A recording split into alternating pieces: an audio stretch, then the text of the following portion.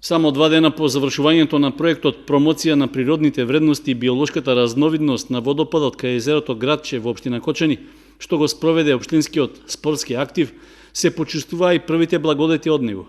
20 на деца, членови на школата за кошарка Баскет Дино и на Друштвото за гимнастички спортови од Кочани имаа настава во природа.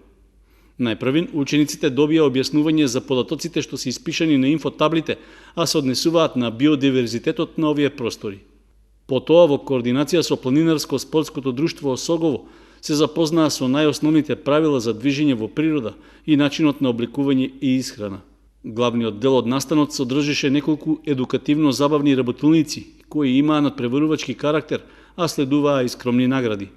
Имајќи ја предвид атрактивноста на локацијата, подобрената пристапност, како и урбаната опрема што е поставена, реално е да се очекува дека ова ќе стане пракса за сите училишта и спортски клубови, во иднина дел од своите активности да ги одржуваат на прекрасното место на само неколку километри од градот.